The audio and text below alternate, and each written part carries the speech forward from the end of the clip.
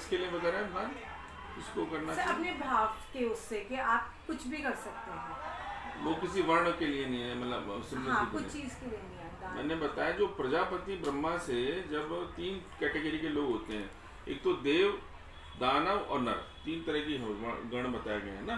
तो ये गण जो है वास्तव में हम इंसानों में गण होते हैं, हमारे नेचर के हिसाब से, हमारे स्टेटस के हिसाब से, और हर एक युग में देव, दानव और राक्षस तीनों तरह के लोग होते हैं।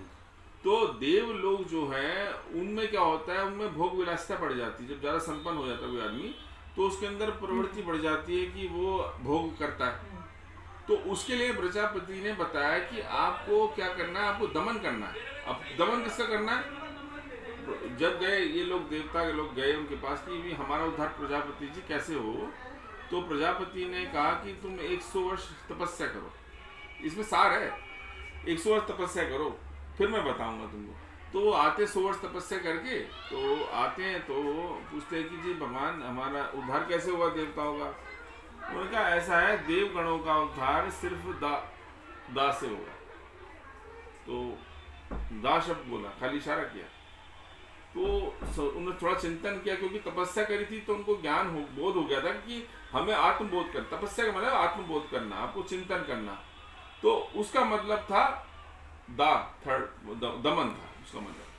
फिर जो गए नर, जो नारायण, जो साधारण व्यक्ति गया कि भी हमें क्या करना है प्रभु, कि हमारे लिए सबसे आसान तरीका क्या, कलयुग में तो हमारे पास समय ही नहीं होगा, तो कहते तपस्या करके आओ। तो उनको बोला कि तुम्हें कुछ नहीं करना, तुम्हें सिर्फ और सिर्फ दान करना है।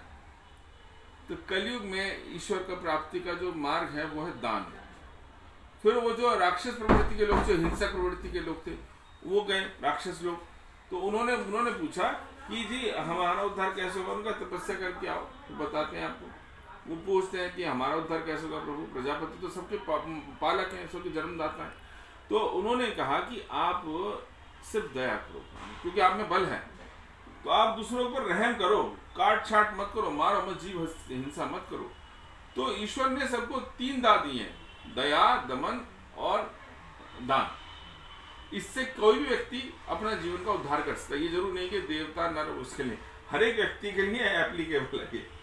तो ये हमारे शास्त्रों में हर रास्ते हर एक के लिए बताए गए। तो जो आपने अक्षय पात्र, हाँ, राक्षस के लिए दया बताई, मनुष्य के लिए दान बताया, और ऋषियों देवता श्रेणी के जो लोग हैं, संपन्न लोग हैं, उनके लिए इंद्रियों को दमन करना बताया कि भोग विलासिता ना करें, ज्यादा कामुक ना, भोग लोभ के प्रति ना बढ़े। तो आपने जो कृष्ण का जो उद्धार दिया, उसमें आपने जो बोला ना कि वो द्रौपदी के पास जाते हैं, भूखे होते हैं, तो परीक्षा लेने के लिए जाते हैं। तो अन्न का क्या था, वो एक्चुअली क्या था, वो अक्षय पात्र था, जो अक्षय पात्र उनको तपस्या से मिला था। तो उस अक्षय पात्र में ये था, जब तक द्रौपदी भोजन ना कर ले उसका, तब तक जो है उसका भंडार खत्म नहीं हो सकता। ये थी कहानी उसकी। तो उस अक्षय पात्र में वो तो खा चुकी थी उस समय, तो वो खा चुकी थी, तो समाप्त हो चुका था सब। उसने सोचा रख दिया, अब इतने भगवान कृष्ण आ गए, और भगवान कृष्ण से पहले तो विश्वामित्र वो आ गए थे, जो दुर्वासा ऋषि, अपनी सारी उसको लेकर के। तो वो तब भी मतलब याद करती है, एक कहानी कुछ नहीं है कि दुर्वासा आ जाते हैं तो साथ उनकी वो लेने के लिए, परीक्षा लेने के लिए मुनि लोग आ जाते हैं। तो अब वो क्या करें, वो भगवान से प्रार्थना, प्रभु मेरे कैसे उद्धार होगा, कैसे मेरा भला होगा। तो वो इतने कहना या भगवान आए थे, चलो मैं उनके भाई बहन मानते थे, पहुंच जाते हैं। तो वो कहती है, अच्छा तू, मेरे को भूख लग रही है, मैंने कुछ देखा नहीं, भगवान जी कुछ नहीं है, तो उधर महाराज लोग आए हुए, इधर आप आ गए क्या तू? तो अच्छा तू लेके तो आ पात्र। तो वो लेके आते हैं, तो उसमें एक थोड़ा वो अन्न कर्ण पड़ा होता है, उसमें कुछ कहते हैं, कुछ साग का कुछ था हिस्सा, तो प्रभु उसको खा लेते हैं, कि उसमें देने की भावना थी। आपने बोला ना भावना, तो भावना ना काष्ठे विद्यते वो, ना पाषाण में, भावे ही विद्यते वो, सत्मान भावे कारण। यदि आपके पास सपोज समृद्धि नहीं है, कोई आपके घर में आया, आपके पास खाने को नहीं है, तो यदि भाव से आपने उसको जल भी अर्पित कर दिया, तो वो देवता, उसके अंदर का जो देवता है वो पुष्टि हो जाता है। ये कथा का सार है कि आपने भाव से कुछ भी जो दे दिया, भगवान यानी जो आत्मा उसके अंदर है, भगवान ही तो वो पुष्टि हो जाती है। इन कथाओं का ये मतलब है। तो जब सकल ब्रह्मांड के ईश्वर परमात्मा ही जब संतुष्ट हो गए, तो उन जीवों का क्या है, वो भी संतुष्ट हो जाएंगे।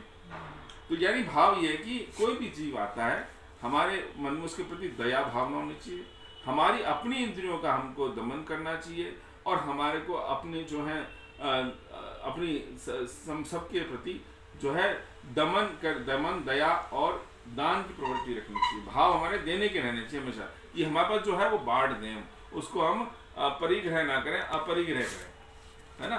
तो वही जैन धर्म में कहा गया। और वही लोग जो धर्म का विमुख चल रहे हैं, वो संग्रह कर लेते हैं, दूसरों को परेशान कर रहे हैं। जैसे मास्क खत्म हो रहे हैं तो मास्क वालों ने मास्क रोक लिए, दाम बढ़ा दिए, सब अपना लाभ लोग वो छोड़ नहीं रहे। तो इस कलयुग का प्रकोप है। ये जो बीमारियां हो रही है हमारी भावनाओं की वजह से हो रही है। यदि हमारे अंदर आज भी हवन की भावना हो, हम यज्ञ क्यों करते हैं कि जो हम डाल रहे हैं उसका मल्टीपल होकर लोगों को मिले, 100 गुना मिले, लोग की श्वास पुष्ट हो, श्वास में ऑक्सीजन जाए, श्वास में जीवन जाए। तो ये भाव हमारे सब चीज़ों में जुड़ा हुआ है। तो हम इसके द्वारा ये कहते हैं भाई हमको भारतीय संस्कृति को सोचें समझें, उसको जीवन में धारण करें, अपने बच्चों को दया दमन और जो है दान के बारे में जरूर बताएं। बस, थैंक यू।